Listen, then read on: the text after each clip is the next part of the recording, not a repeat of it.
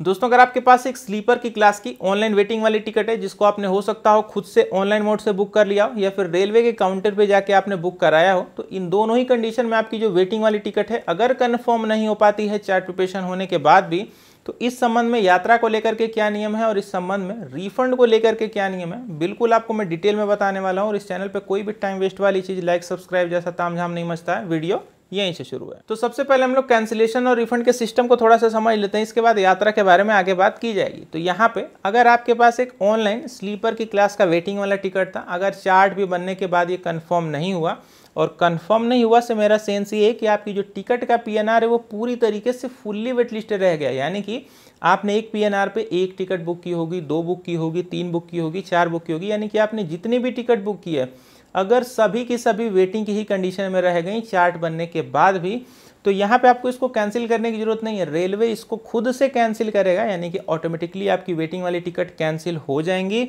और आपका जो भी पैसा है बैक टू सोर्स अकाउंट में 3 से लेकर 4 दिनों के अंदर रिफंड कर दिया जाएगा। यानी कि आपने जहाँ से भी पेमेंट किया होगा वहाँ पे आपका पैसा रिफंड कर दिया जाएगा। लेकिन जब रिफंड आएगा तो कुछ चार्ज कट के आएगा। कितना कट के आएगा? स्लीपर की क्लास के लिए 60 रुपीज पर पैसेंजर के हिसाब से कट होके और बैक टू सोर्स अकाउंट में आपका जो पैसा है वो पहुंच जाता है। अब एक चीज़ का यहीं पे ध्यान दीजिएगा, अगर आपका जो पीएनआर है पार्शियली कन्फर्म है, कहने का मतलब अगर आपने 4 टिकट एक पीएनआर पे मान लेते हैं बुक की, कोई 2 कंफर्म हो गई, कोई 2 वेटिंग में रुकी रह गई, तो इसको रेलवे ऑटोमेटिकली कैंसिल नहीं करेगा, इसको आपको खुद से कैंसिल कराना पड़ेगा, टीडीआर वगैरह फाइल करके कैंसिल कराना पड़ेगा, तो ही आपको रिफंड मिलेगा। अब इसका ऑटोमेटिक कैंसिलेशन वाला वेट मत लगिएगा करने कि मैं वेट कर लेता हूँ, ऑनलाइन टिकट है तो अपने से कैंसिल होकर रिफंड आ जाए, तो ऐसा नहीं होगा।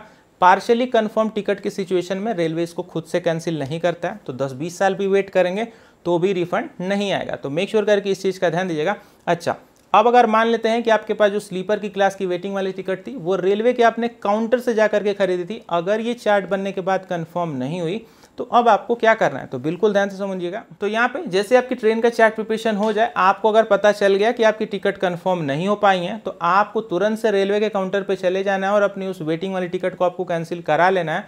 और कैंसिल कराने की जो मैक्सिमम टाइम है वो क्या है समझिएगा, ट्रेन की डिपार्चर टाइमिंग की आधे घंटे पहले तक ही आप अपने उस काउंटर की वेटिंग की टिकट को कैंसिल करा सकते हैं। यानी कि आपकी ट्रेन की जो भी टाइमिंग है उसके आधे घंटे पहले तक ही आप अपनी उस काउंटर वाली जो वेटिंग वाली टिकट आपके पास है उसको कैंसिल करा सकते हैं। अब ऐसा नहीं है कि ट्रेन ऑन भी चली जाए, आप पूरे मस्त होके जा रहे हैं पूरा आराम से 1-2 दिन बाद कि चलो ये कैंसिल करा के रिफंड ले लें, तो ये चीज़ें नहीं होंगी। टाइम का जरूर ध्यान रखिएगा, ट्रेन की जो टाइमिंग होगी उसके आधे घंटे पहले तक ही आप कैंसिलेशन करा के रिफंड ले सकते हैं। और जो भी रिफंड आएगा तो वो जो चार्जेस ऑनलाइन वाले हैं वही कटेंगे, 60 रुपीज़ पर पैसेंजर के हिसाब से कट के, और जो रिफंड है ना इसमें तुरंत से मिल जाएगा। अब रेलवे के काउंटर से आपने पेमेंट किया होगा कैश में, तो पैसा एक हाथ से एकदम तुरंत आपके सामने आ जाएगा। तो यही एक थोड़ा सा फायदा हो जाता है, ऑनलाइन वाले में 3-4 दिन लग जाते हैं रिफंड आने में। अच्छा, अब हम लोग बात कर लेते हैं कि यात्रा को लेकर के क्या सीन है, कि अगर आपने इन दोनों ही टिकट्स को ऑनलाइन वाले और काउंटर वाले को कैंसिल नहीं आपने कराया, तो ऐसी कंडीशन में इसको आप पहुंच जाते हैं यात्रा करने के लिए। तो अब क्या होने वाला है, तो सबसे पहली चीज़, अगर आप ऑनलाइन वेटिंग टिकट को लेकर पहुंच जाते हैं स्लीपर की क्लास में यात्रा करने, तो सबसे पहले आपको बिल्कुल मजे मजे में रेलवे विदाउट टिकट मान लेगा। जी हाँ दोस्तों, रेलवे आपको विदाउट टिकट मानेगा और आपके ऊपर विदाउट टिकट वाली पेनाल्टी एंड चार्जेस को लगाएगा। क्यों? क्योंकि मैंने आपको थोड़ी देर पहले भी बताया है कि ऑनलाइन वेटिंग टिकट अगर चार्ट बनने के बाद भी कंफर्म नहीं हो पाती है तो रेलवे इसको खुद से कैंसिल करके आपका पैसा वापस कर देती है। तो आप अपने हाथ में जो भी लेके घूम रहे हैं उसका भी यहाँ पे कोई सेंस ही नहीं है, तो उसको लेके अगर आप घूमेंगे तो रेलवे आपको विदाउट टिकट ही मानेगा। और ये बात मैं नहीं कर रहा हूँ, रेलवे के ऑफिशियल वेबसाइट पर बिल्कुल साफ साफ लिखी है कि ऑनलाइन वेटिंग टिकट लेके जो भी यहाँ पे यात्रा करेगा उसको हम लोग विदाउट टिकट मानेंगे और विदाउट टिकट वाले ही पेनाल्टी एंड चार्जेस को भी लगाएंगे। अब सिस्टम आता है निकल करके कि आप अपने उस काउंटर के वेटिंग की टिकट को कैंसिल नहीं कराते हैं और चले आते हैं ट्रेन में यात्रा करने अपनी स्लीपर की क्लास में। अब यहाँ पे क्या होने वाला है, तो यहाँ पे अब आपके साथ 2 चीज़ें होने वाली हैं। अब चॉइस आपको करना है कि आपके साथ कौन सी चीज़ हो, बिल्कुल ध्यान से समझिए।